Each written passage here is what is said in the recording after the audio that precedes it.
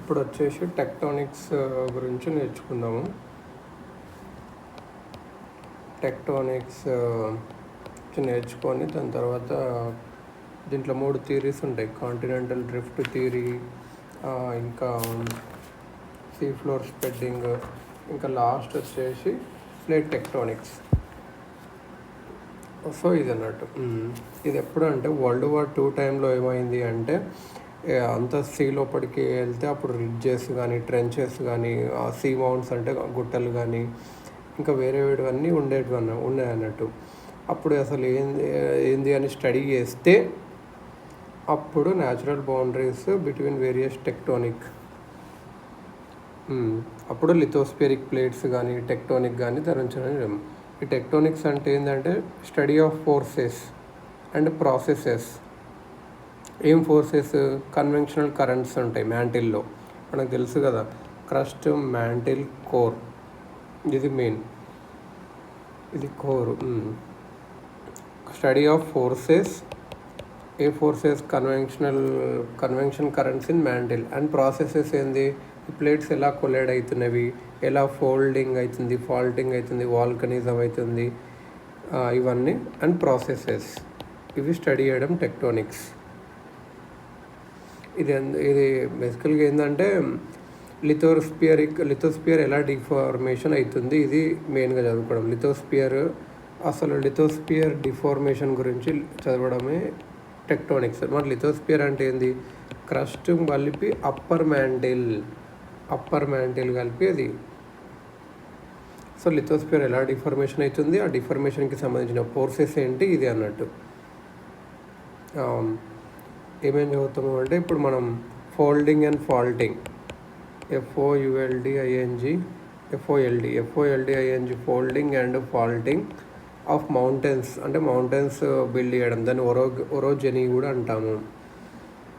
Upward and downward movements of crust,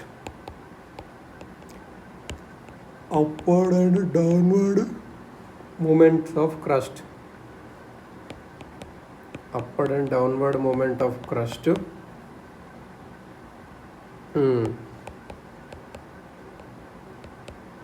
Epeirogenic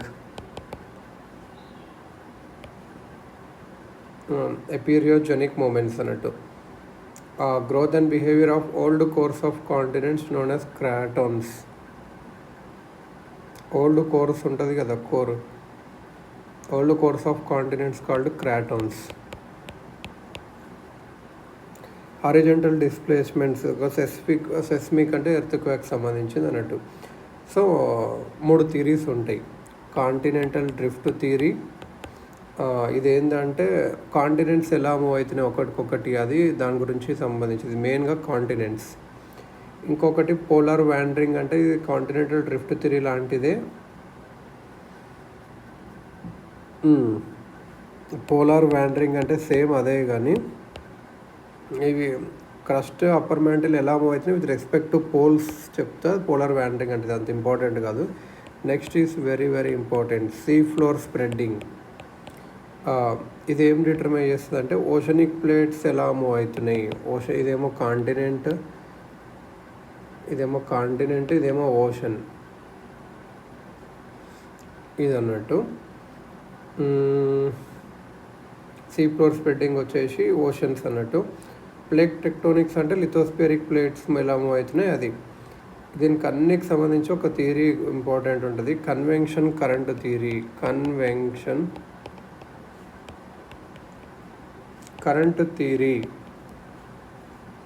convention current theory వచ్చేసి ఇది see floor స్ప్రెడ్డింగ్కి కానీ ఆ థియరీకి కానీ ప్లేట్ టెక్టోనిక్స్కి కానీ ఇదే ఇంపార్టెంట్ అన్నట్టు. ఇప్పుడు మనం డీటెయిల్గా చూద్దాం. ఫస్ట్ వచ్చేసి కాంటినెంటల్ డ్రిఫ్ట్ థియరీ.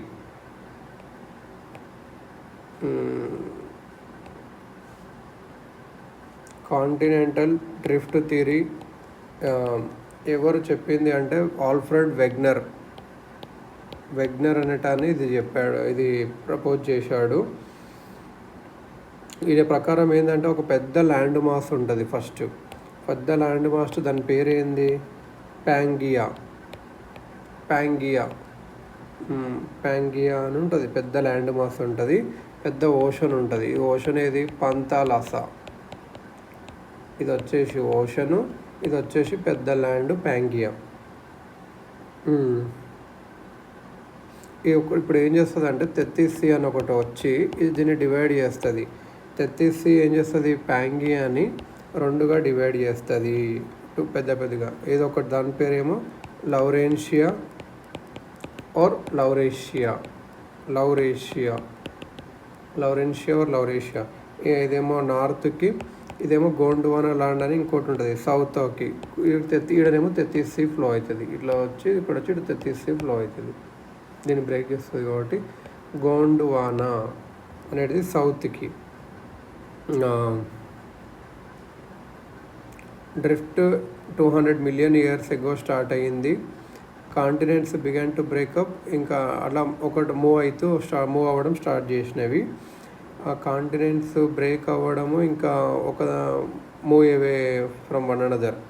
ఇది అన్నట్టు మెయిన్గా లౌరెన్షియా నార్త్, లౌరేషియా ఇది మెయిన్. అసలు ఇది మరి నేను చెప్పాడు అంటే అసలు ఎందుకు ఇలా కాంటినెంట్స్ అనేటివి మూవ్ అయినవి, డ్రిఫ్ట్ అయినాయి అంటే వెగ్నర్ కొన్ని రీజన్స్ చెప్పాడు. అవి కరెక్టో లేదా తర్వాత చూద్దాం, కానీ కొన్ని ఎవిడెన్సెస్ కూడా ఇచ్చాడు. తర్వాత ఆ ఎవిడెన్సెస్ చూద్దాము, ఆ రీజన్స్ చూద్దాము, ఫెయిల్యూర్స్ చూద్దాము. ఫస్ట్ ఏ ఫోర్సెస్ రెస్పాన్సిబుల్ అయినాడంటే డ్రిఫ్ట్ అనేది 2 డైరెక్షన్లో అయ్యింది. ఒకటి ఈక్వేటర్ అయ్యింది. ఈక్వేటర్కి ఎందుకు అయింది? గ్రావిటీ వల్ల ఇంకా సెంట్రిఫ్యూగల్ ఫోర్స్ వల్ల పోల్ ప్లేయింగ్ ఫోర్స్. ఇంకోటి బుయాన్సీ వల్ల కూడా. అంటే ఇప్పుడు మనం షిప్ ఎలా ఫ్లోట్ అవుతుందంటే దానికి అట్లా ఆన్సర్ చెప్పాం కదా, అది బుయాన్ ఫోర్స్ ఉంటుంది వాటర్కి. సో అట్లా అది కూడా ఒక ఫోర్స్ అన్నట్టు. ఈక్వేటర్ వర్డ్స్కి వచ్చేసరికి నేను చెప్పాడు అంటే గ్రావిటీ ఉంది కదా, గ్రావిటీ ఉంది, సెంట్రిఫ్యూగల్ ఫోర్స్ కూడా ఉంది, పోల్ ఫ్లీయింగ్ ఫోర్స్ అంటారు, అంటే పోల్కి మూవ్ అవుతుంది ఫోర్సెస్. ఇది సెంట్రిఫ్యూగల్ వల్ల వచ్చింది. ఇంకోటి బుయాన్సీ వల్ల కూడా వచ్చింది అని అన్నాడు. వెస్ట్ వర్డ్స్ ఎందుకు మూవ్ అవుతున్నాయి మరి అంటే టైడల్ కరెంట్స్ వల్ల మూవ్ అవుతున్నాయి. ఇంకా నాకు తెలియదు ఏంటంటే టైడల్ కరెంట్స్ అనేవి చాలా వీక్ ఉంటాయి ఎర్త్ మోషన్ వల్ల. ఇలా అంటాడు, ఎర్త్ వెస్ట్ టు ఈస్ట్ పోతుంది కాబట్టి ఎర్త్ ఎలా పోతుంది? వెస్ట్ టు ఈస్ట్ వస్తుంది. సో టైడల్ ఏమంటాడు ఈయన? East to west force act అవుతుంది కాబట్టి వెస్ట్ వర్డ్స్కి ఈ ఫోర్స్ అట్లా అప్లై చేస్తుందని వెగ్నర్ చెప్పాడు. సెంట్రిఫ్యూగల్ ఫోర్స్ అనేది ఈక్వేటర్కి ఎక్కువ ఉంటుంది, పోల్స్ దగ్గర తక్కువ ఉంటుంది. ఇక్కడ ఇంక్రీజింగ్ సెంట్రిఫ్యూగల్ ఫోర్స్ ఇక్కడ పెరగడం వల్ల పోల్ ప్లేయింగ్ అలా increase in centrifugal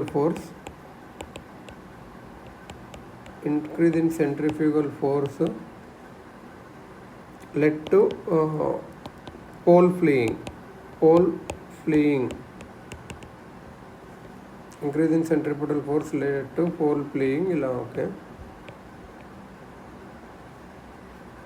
so ఇదన్నట్టు earth అనేది ఒక పర్ఫెక్ట్ స్పియర్ కాదు. ఈక్వేటర్ కాడ బల్జ్ ఉంటుంది. ఈ బల్జ్ ఎందుకంటే రొటేషన్ వల్ల వచ్చింది. ఇది అక్కడ సెంట్రిఫ్యూగల్ ఫోర్స్ ఎక్కువ ఉంటుంది, ఈక్వేటర్ కాడ మోర్. వెగ్నర్ ఏం చేశాడంటే టైడల్ ఫోర్స్ అనేది చాలా మేజర్ రోల్ ప్లే చేసింది అని చెప్తారు. టైడల్ ఫోర్స్ అనేది అది మనకు అందరికీ తెలుసు, మూను సన్ను అట్రాక్షన్ వల్ల అట్లా అవుతాయి అని తెలుసు. ఈ ఫోర్సెస్ అన్నీ 1 మిలియన్ ఇయర్స్ కలిపి అప్పుడు ఎక్కువైనా అన్ని ఫోర్స్ మెల్లమెల్లగా అక్యుములేట్ ఒకసారి ఎక్కువైందని చెప్తాడు. కొన్ని ఎవిడెన్సెస్ కూడా ఇచ్చాడు. ఎవిడెన్సెస్ ఏమి ఇచ్చాడు అంటే apparent affinity of physical features. First ఇది చూద్దాం. బొటానికల్ ఎవిడెన్స్ ఇచ్చాడు కొన్ని.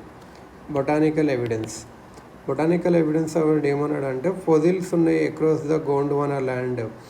ఫొజిల్స్ అనేటివి వేరే వేరే కాంటినెంట్స్లో దొరుకుతున్నవి. కొన్ని రాక్స్లో వెజిటేషన్ ఉంది. ఆ రాక్స్లో సేమ్ ఉంది ఆస్ట్రేలియాలో కానీ, ఇండియా కానీ, సౌత్ ఆఫ్రికా కానీ, ఫాల్క్లాండ్ ఐలాండ్స్లో కానీ. ఫాల్క్లాండ్ ఐలాండ్స్ అంటే మనం చూసినాం overseas territory of UK. Antarctica కానీ ఆల్ స్ప్లిట్స్తో వీళ్ళు ఏమంటాడు అంటే సేమ్ గోండ్వానా నుంచే ఇవన్నీ ఫామ్ అయినాయి కాబట్టి అలా అని చెప్పి వస్తాడు అన్నట్టు. బట్ ఏమంటారు అంటే ఇదే వెజిటేషను వేరే దగ్గర కూడా ఉంది అట్లా అని చెప్తూ ఉంటాడు. ఇదే బట్ క్రిటిసిజం కొన్ని ప్లేసెస్ చూపించి ఇక్కడ అంతా వెజిటేషన్ సేమ్ ఉంది కాబట్టి బొటానికల్గా ఇట్లా దొరికిన గ్రాస్ సేమ్ ఉంది అలా అని అంటాడు. కాకపోతే వేరే దగ్గర కూడా ఉంది అది ఎలా. సో అలా క్రిటిసిజం కూడా ఉంది. నెక్స్ట్ వచ్చేసి apparent affinity of physical futures. Apparent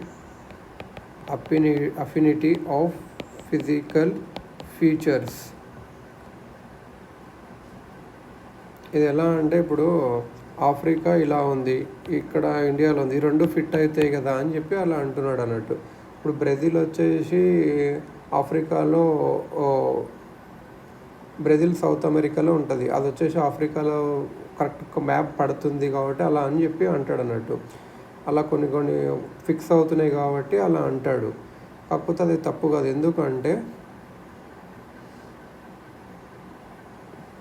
ఎందుకంటే కోస్ట్ లైన్స్ ఉంటాయి, ఇవన్నీ మనకు తెలుసు కదా. ఇట్లా north America, south America, Europe, Africa, Asia ఇక్కడ ఉంది కదా, ఈ కోస్ట్ లైన్స్ ఉన్నాయి కదా, ఇవన్నీ ఒక టెంపరీ ఫీచర్. ఇవి ఎప్పుడైనా చేంజ్ అవుతూ ఉంటాయి.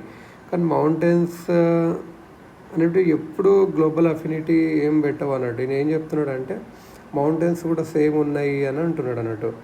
ఇక్కడ దొరికే మౌంటైన్స్ సేమ్ ఉన్నాయి, ఇక్కడ సేమ్ ఉన్నాయి అని అట్లా అంటున్నాడు అన్నట్టు. కాకపోతే కొన్ని ఇక్కడ కూడా ఒక్కొక్కసారి సేమ్ ఫిట్ అవుతున్నాయి కదా, మరి ఎలా అని చెప్పి క్రిటిసిజం వచ్చింది అన్నట్టు. మనం ఏం చెప్పాడు, ఇది అతుకుంటే ఒకటి ల్యాండ్ అని చెప్పాడు. కాకపోతే ఇది కూడా అతుకుంటే కూడా ఒకటి అవుతుంది కదా. సో అక్కడ డౌట్ వచ్చేసింది అన్నట్టు. మౌంటైన్స్ అనేటివి ఎప్పుడు కరెక్ట్ షేప్ ఫిట్ అవ్వట్లేదు. సో అలా క్రిటిసిజంగా వచ్చింది. ఫోజిల్స్, డిస్ట్రిబ్యూషన్ ఆఫ్ ఫోజిల్స్ కూడా ఒక ఎవిడెన్స్గా చూపించాడు. ఏం చెప్పాడంటే కొన్ని ఎనిమల్స్ ఎలా అంటే ఆఫ్రికాలో దొరుకుతున్నాయి, ఇండియాలో దొరుకుతున్నాయి, సేమ్ అలా దొరుకుతుంటే, లేకపోతే వాళ్ళ స్కెలిటన్స్ కానీ, ఇప్పుడు ఏదైనా ఎనిమల్ కానీ స్కెలిటన్స్ ఇక్కడ దొరుకుతున్నాయి.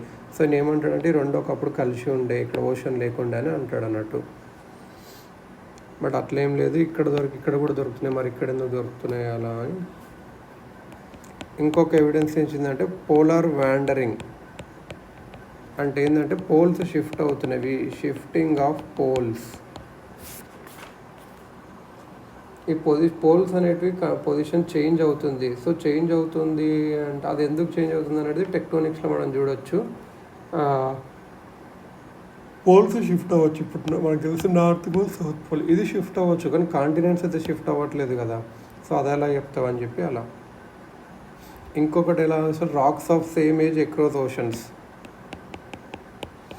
Racks of same age across ఓషన్స్లో సేమ్ ఏజ్ రాక్స్ ఉన్నాయి అన్నట్టు.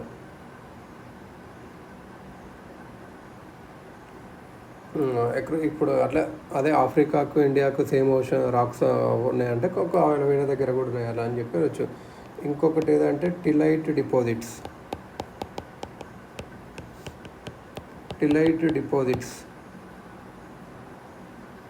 ఇవి ఒక సెడిమెంటరీ రాక్స్. గ్లేషియర్స్ అన్ని డిపాజిట్స్. గ్లేషియర్ ఒక డిపాజిట్స్ ఇస్తుంది కదా, గ్లేషియర్ ఇంకొన్ని డిపాజిట్స్ ఇస్తుంది, అవన్నీ ఫామ్ అవుతాయి. ఇవేమో సెడిమెంటరీ. టిలైట్ డిపాజిట్స్ ఏవి అంటే సెడిమెంట్స్ ద్వారా ఫామ్ అయినాయి.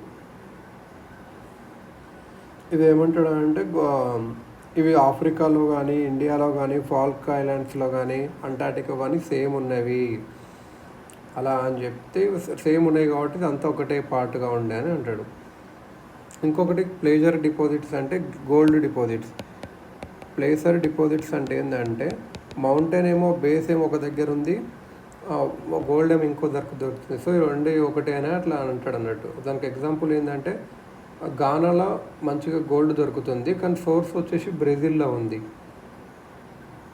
సో అప్పుడు gold deposits of Gaana way derived from Brazil plateau when the two continents లే సైడ్ బై సైడ్ అలా అని అంటారు ప్లేసర్ డిపాజిట్స్. ఇప్పుడు వచ్చేసి డ్రాబ్యాక్స్ నేర్చుకున్నాం.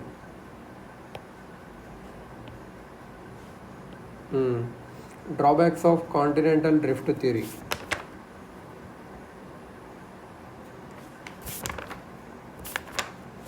కాంటినెంటల్ డ్రిఫ్ట్ థియరీ డ్రాబ్యాక్స్ ఏంటంటే ఎందుకు డ్రిఫ్ట్ బిగిన్ అయింది అని అప్పుడే ఎందుకు మెసోజోయిక్ డ్రిఫ్ట్ ఎప్పుడు బిగిన్ అయింది, ఈయన ఏం చెప్పాడు, మెసోజోయిక్లో డ్రిఫ్ట్ బిగిన్ అయింది అని చెప్పాడు. వై ఇన్ దట్ ఓన్లీ ఎరా, బిఫోర్ ఎందుకు కాలేదు అని చెప్పలేకపోతాడు.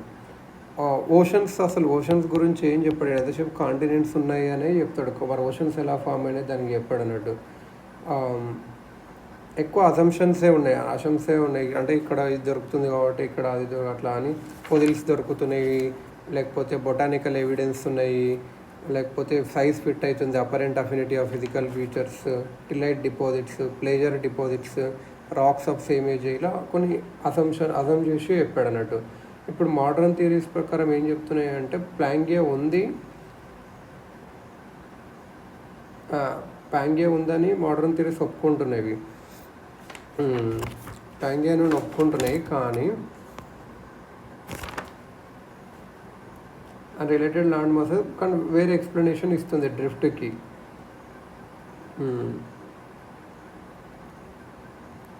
కాకపోతే ఈ థియరీ సిగ్నిఫికెంట్ అన్నట్టు, ఫస్ట్ థియరీ కాబట్టి దీని తర్వాతనే వేరే సీ ఫ్లోర్ స్ప్రెడ్డింగ్ థియరీ ఇవన్నీ స్టార్ట్ అయినాయి అన్నట్టు.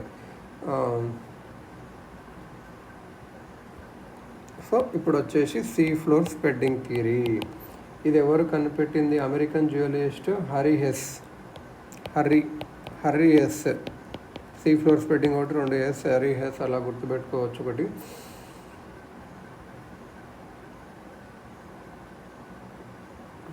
సీ ఫ్లోర్ స్ప్రెడ్డింగ్ ఏం చేస్తుంది అంటే మంచి continental drift in the theory half plate tectonics theory next ఉంటుంది కదా, అక్కడ కాంటినెంటల్స్ ఎలా డ్రిఫ్ట్ అవుతున్నాయో అది ఎక్స్ప్లెయిన్ చేస్తుంది sea floor స్ప్రెడ్డింగే.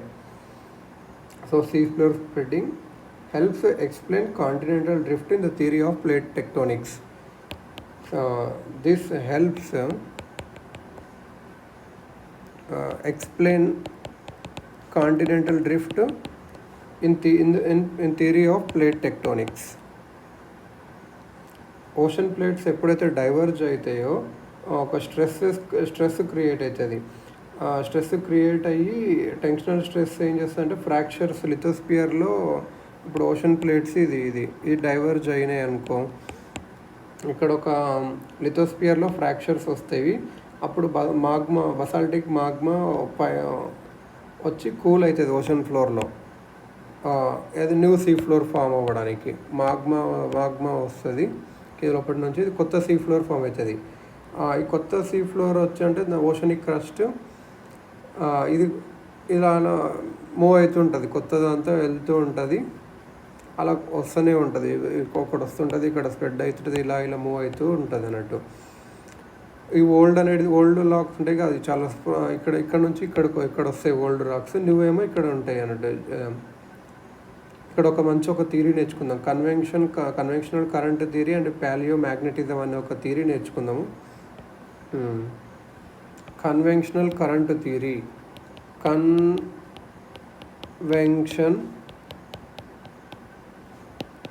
Current theory, Arthur homes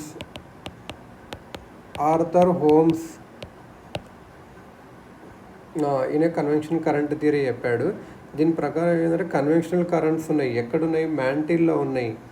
అవి ఎలా జనరేట్ అయినాయి అంటే thermal differences in the mantle caused by radio active elements. ఈయన ఏం చెప్తాడంటే కన్వెన్షనల్ కరెంట్స్ లిథోస్పియర్లో మ్యాంటిల్లో ఉన్నవి జనరేట్ అయింది ఎందుకు అంటే థర్మల్ డిఫరెన్సెస్. ఎలా థర్మల్ డిఫరెన్సెస్ ఇన్ మ్యాంటిల్. ఈ థర్మల్ డిఫరెన్సెస్ ఎలా వచ్చినవి, రేడియో యాక్టివ్ ఎలిమెంట్స్ ఉంటాయి అంటాం కదా, రేడియో యాక్టివ్. సో దానివల్ల వచ్చినవి రేడియో యాక్టివ్ ఎలిమెంట్స్.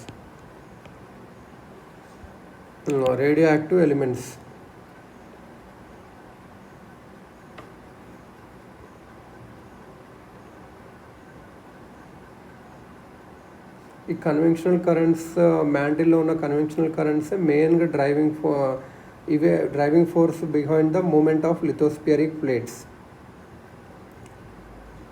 లిథోస్పియరిక్ ప్లేట్స్ ఎలా మూవ్ అవుతున్నాయి, దాని వెనకాల ఉన్న ఫోర్స్ ఏది అంటే కన్వెన్షనల్ కరెంట్స్, మ్యాంటిల్లో ఉన్న కన్వెన్షనల్ కరెంట్స్. ఇక్కడ రైజింగ్ లిమ్స్, ఫాలింగ్ లిమ్స్ అని ఒక కాన్సెప్ట్ ఉంటుంది. ఈ rising limbs, falling limbs first చూద్దాం. ఫాలింగ్ లిమ్స్ అనేటివి ఏంటంటే, falling limbs of conventional currents ఇవి ఒక నెగిటివ్ ప్రెషర్ క్రియేట్ చేస్తుంది లిథోస్పియర్ మీద. ఈ నెగిటివ్ ప్రెషరే కన్వర్జెన్స్ ఆఫ్ టెక్టోనిక్, ఇది నెగిటివ్ ప్రెషర్ క్రియేట్ చేస్తుంది. ఈ నెగిటివ్ ప్రెషర్ ఏం చేస్తుంది అంటే కన్వర్జెన్స్ ఆఫ్ టెక్టోనిక్ ప్లేట్స్కి responsible for convergence of tectonic plates.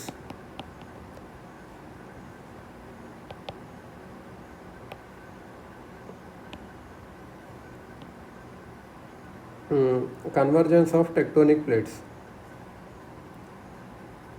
Trenches, volcanic arcs and fold mountains convergence convergent బౌండరీగా ఏముంటాయి అంటే ట్రెంచెస్ అంటే ఒక లైక్ లోతు లేకుండా ఒక బావి అనుకోవచ్చు. Trenches, volcanic arcs, fold mountains ఇలా రెండు కన్వర్జెన్స్ అవుతున్నాయి కదా, ఫోల్డ్ మౌంటైన్స్ అలా ఫామ్ అవుతుంది. సో ఫాలింగ్ లిమ్స్లో నెగిటివ్ ప్రెషర్ వల్ల కన్వర్జెన్స్ వస్తుంది ప్లేట్స్. మరి రైజింగ్ లిమ్స్ వల్ల పాజిటివ్ ప్రెషర్ క్రియేట్ అవుతుంది లిథోస్పియర్ మీద. ఈ పాజిటివ్ ప్రెషరే డైవర్జెన్స్ ఆఫ్ టెక్టోనిక్ ప్లేట్స్కి responsible. Oceanic ridges in seas and rift, ఇది ఎలా అంటే ఓషనిక్ రిడ్జెస్ ఏంటంటే ఇలా ఇప్పుడు ఇక్కడ ఉందనుకో, ఇక్కడ ఇలా రిడ్జ్లు ఫామ్ అవుతుంది కదా, అంటే గుట్టల్లాగా ఇట్లా రిడ్జెస్ ఫామ్ అవుతాయి. ఓషనిక్ రిడ్జెస్ కానీ, రిఫ్ట్ వ్యాలీస్ కానీ, అంటే లోయలు కానీ, రిఫ్ట్ లేక్స్ కానీ ల్యాండ్ మీద, ఇవన్నీ డైవర్జెంట్కి సంబంధించిందే.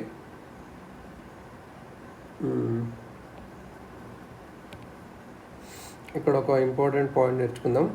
ఎర్త్ ఇంటీరియర్లో ఉన్న కొద్ది హీట్ సర్ఫేస్కి వస్తుంది వాల్కనోస్ వల్ల కానీ, స్ప్రింగ్స్ వల్ల కానీ, గేజర్స్ వల్ల కానీ.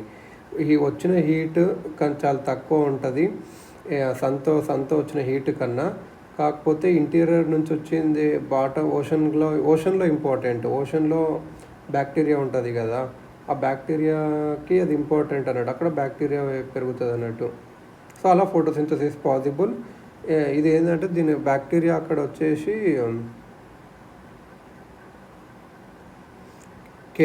కెమికల్స్ యూజ్ చేసి ఫుడ్ ప్రిపేర్ చేస్తుంది బ్యాక్టీరియా. కీమోసింథసిస్ అంటే బ్యాక్టీరియా కెమికల్స్ యూజ్ చేసి ఫుడ్ ప్రిపేర్ చేస్తుంది ఓషన్ బాటంలో.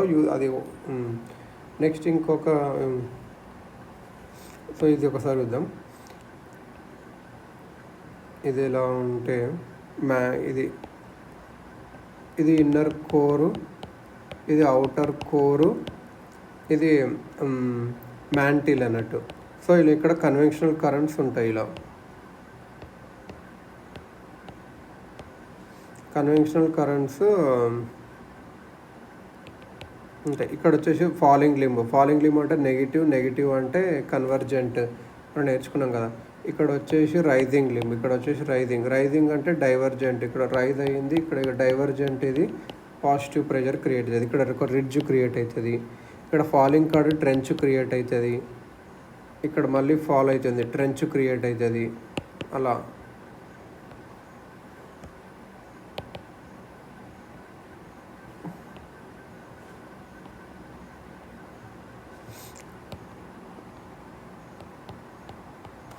ప్యాలియోమ్యాగ్నెటిజం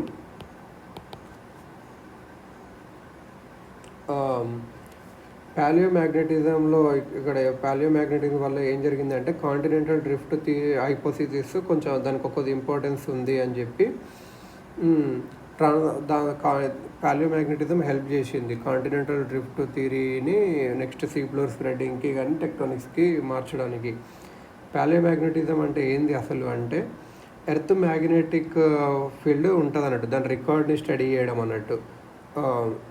రాక్స్లో కానీ, సెడిమెంట్స్లో కానీ, ఇంకొక మెటీరియల్స్లో కానీ ఉంటుంది కదా ఎర్త్ మ్యాగ్నెట్ ఎలా ఉండాలంటే అది స్టడీ చేయడం అన్నట్టు. మన అండర్ వాటర్లో కొన్ని రాక్స్ ఫామ్ అవుతాయి వోల్కానిక్ యాక్టివిటీ వల్ల. అవి మెయిన్గా బసాల్టిక్ ఉంటాయి. అంటే సిలికా తక్కువ ఉంటుంది. ఇది ఓషన్ ఫ్లోర్లో ఎక్కువ ఇదే ఉంటుంది, బసాల్ట్ ఉంటుంది. కొన్ని మినరల్స్ కూడా ఉంటాయి. సో అలా రాక్ సాలిడిఫై అయ్యాక ఈ మినరల్స్ ఏం చేస్తాయంటే ఇది డైరెక్ట్ మ్యాగ్నెటిక్ ఫీల్డ్లో కొన్ని మినరల్స్ ఉంటాయి కదా ఓషన్ ఫ్లోర్లో, ఇవి సాలిడిఫై అయ్యాక అవంతకు అవే కుర్రలేక మ్యాగ్నెటిక్ ఫీల్డ్ ఏ డైరెక్షన్లో ఉంటే ఆ డైరెక్షన్లో రికార్డ్ అవుతాయి. ఈ రికార్డ్ అయ్యి ఒక లాక్గా ఉండిపోతాయి. ఇది మ్యాగ్నెటిక్ ఫీల్డ్ స్టడీ చేయడం వల్ల మనకు తెలుస్తుంది. మ్యాగ్నెటిక్ ఫీల్డ్ ఏ డైరెక్షన్లో ఉంటే ఆ డైరెక్షన్లో అలా లాక్ అయి ఉంటుంది అన్నట్టు.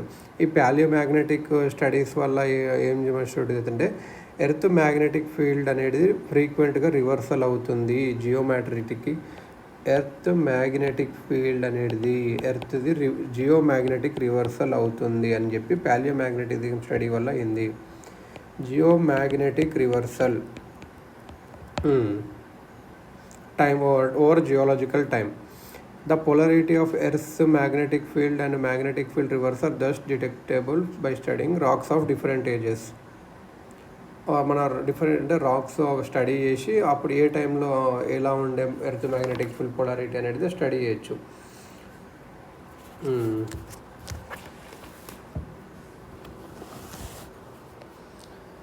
ఇది ఒక మంచి ఎవిడెన్స్ అన్నట్టు ప్యాలియోమ్యాగ్నెటిజంకి. ప్యాలియోమ్యాగ్నెటిజము సీ ఫ్లోర్ స్ప్రెడ్డింగ్కి కానీ టెక్టోనిక్స్కి కానీ మంచి ఎగ్జాంపుల్ ఇది. ఇది ఎలా అంటే ఓషన్లో మిడ్ ఓషనిక్ రిడ్జెస్ ఉంటుంది, అక్కడ సీ ఫ్లోర్ స్ప్రెడ్ అవుతుంది. అప్పుడు అక్కడ రాక్స్ని టూ సైడ్స్ ఇప్పుడు ఇట్లా స్ప్రెడ్ అవుతుంటే ఇక్కడ ఇట్లా ఉంటాయి. ఈ రాక్స్ ఏమో ఓల్డ్ ఉన్నాయి, ఈ రాక్స్ ఏమో న్యూ ఉన్నాయి. ఇక్కడ ఒక మ్యాగ్నెటిక్ ఫీల్డ్ డిఫరెంట్ ఉంది, ఇక్కడ ఇలా ఉంటే ఇక్కడ ఇలా ఉంది. టూ సైడ్స్ స్టడీ చేస్తే ఇది ఉంది అన్నట్టు. ఇక్కడ ఏది ఉందో ఇక్కడ అసలే ఉంది, అట్లా సేమ్ చేస్తే అప్పుడు అర్థమవుతుంది అన్నట్టు. ఓకే, సీ అనేది ఫ్లోర్ అనేది స్ప్రెడ్ అవుతుంది అని అర్థం. Alternate magnetic rock strips were flipped. అదే one stripe would be normal, other would be reversed. ఈ ప్యాలియోమ్యాగ్నెటిక్ రాక్స్ అనేవి రెండు సైడ్లు ఉండేవి, mid oceanic or submarine ridges. Super, ఇది ఒక ఎవిడెన్స్ సీ ఫ్లోర్ స్ప్రెడ్ అవుతుంది దానికి ఒక ఎవిడెన్స్, కరెక్ట్ ఎవిడెన్స్ ప్రొవైడ్ చేస్తుంది. Past location of tectonic plates కూడా ఉండడానికి ఇది ఉంటుంది. మ్యాగ్నెటిక్ స్ట్రిప్పింగ్ అనేది ఏంటంటే ఓషనిక్ రిడ్జెస్ అనేవి ఒక boundaries where tectonic plates are diverging, ఇక్కడ డైవర్జ్ అవుతుంది కదా. ఈ ఫ్యూచర్ ఓర్ వెంట్ బిట్వీన్ ప్లేట్స్ని ఇక్కడ మాగ్మా రైజ్ అవుతుంది, దాని తర్వాత హార్డ్ అయ్యి రాక్గా ఫామ్ అవుతుంది. ఈ మాగ్మా రైజ్ అయ్యేటప్పుడు ఒక పోలారిటీ అజ్యూమ్ చేస్తుంది, అప్పుడు ఏ పోలారిటీ ఉండదు అది. ఈ కన్వెన్షనల్ కరెంట్స్ అనేది ఓషనిక్ ప్లేట్స్ని దూరం పుల్ చేస్తుంది. ఇది ఇక్కడ ఒక ప్లేట్ వెళ్తుంటుంది కదా. న్యూ బాండ్ ఆఫ్ ర్యాక్స్ మళ్ళీ వస్తాయి, అవి మళ్ళీ మ్యాగ్నెటిక్ ఫీల్డ్ రివర్స్ అవుతుంది. ఇలా మ్యాగ్నెటిక్ స్ట్రైపింగ్ జరుగుతుంది. అంటే adjacent rocks have opposite polarities, either side alternating patterns ఉన్నాయని కొన్ని ఎవిడెన్సెస్. ఇప్పుడు ఎవిడెన్సెస్ ఏమున్నాయని చెప్తే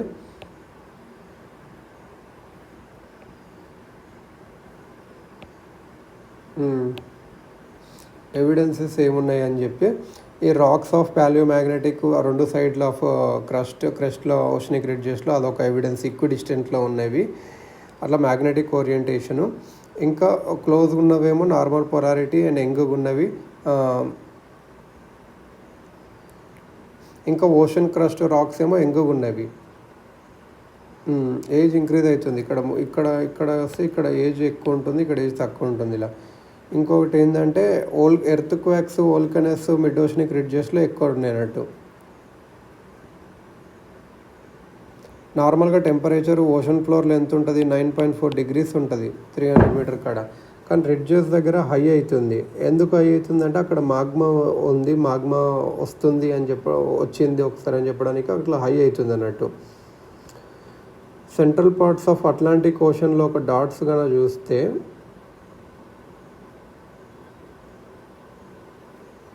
అవి కోస్ట్ లైన్కి ఈక్వల్గా ఉన్నాయి అన్నట్టు.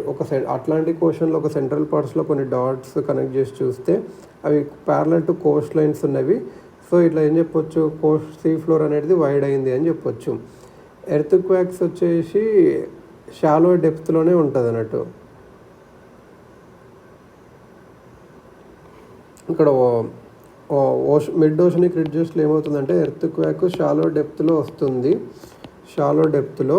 కానీ ఆల్పైన్ హిమాలయన్ బెల్ట్లో కానీ రిమ్ ఆఫ్ పసిఫిక్లో కానీ ఎర్త్ క్వాక్స్ అనేవి డీప్ సీటెడ్ వన్స్ ఉంటాయి. ఎందుకంటే బికాస్ ఆఫ్ సబ్డక్షన్.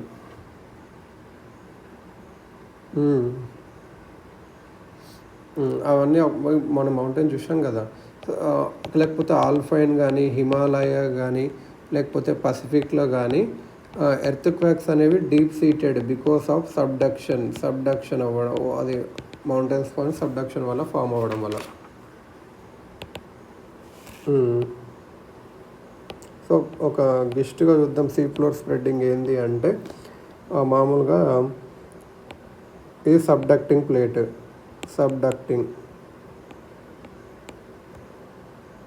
ఇక్కడ ఇది మ్యాంటిల్ వస్తుంది.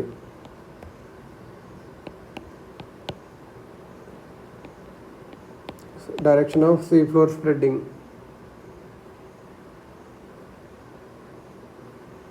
ఇలా ఫామ్ అవుతుంటాయి. ఇక్కడ న్యూ ఫామ్ అవుతుంది, ఇక్కడ ఓల్డ్ ఫామ్ అవుతుంది.